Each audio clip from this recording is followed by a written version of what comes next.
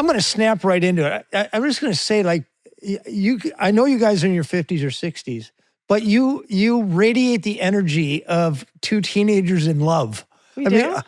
Where does this energy come from? Comes from the universe. You just channel it? Comes from the universe, just an antenna. Maybe a clean signal. I mean, do you consciously organize your life are you energetic because you've tried to be energetic, or you're just genetically lucky? I mean, so much is genetics, right? But then imagine I met Laird in 1995. So I've had the great fortune to live with somebody who I would say that Laird in a different way influences me more in this way than I influence him, which is in relationship to the energy, to being youthful. Maybe I could have gotten bogged down by the narrative. Mm-hmm. I think I would have always had a good health practice, but the other piece of that, right, is your beliefs and your limiting beliefs. And I think Laird doesn't really think about that. I think he is completely in touch with the fact that he's 61, but I think he's more in touch with his goals and things that excite him. And the world sort of tells you, oh, well, now you're this age, so you should feel this way or think this way. And so I think that you don't do that. I think you really follow your passion to be in the sea, and then all the things that it would take, and keeping curiosity alive. And so I think that's really given me permission to live like that for the last almost 30 years.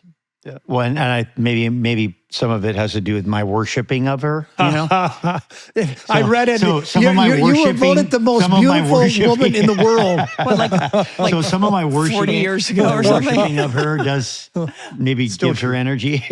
Listen, having good love and having someone to say, "Hey, I feel this way today."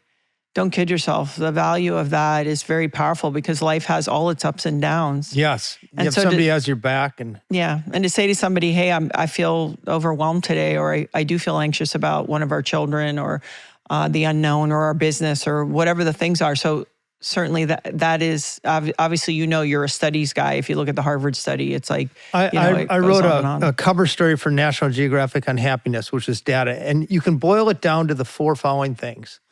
Something to do, somebody to love, something to look forward to, and something to give back.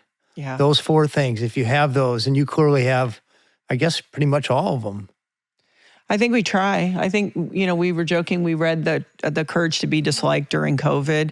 And I think it just summarizes this idea of to be of service, I'll go on and on and on. But at the end of the day, so you were at our house earlier.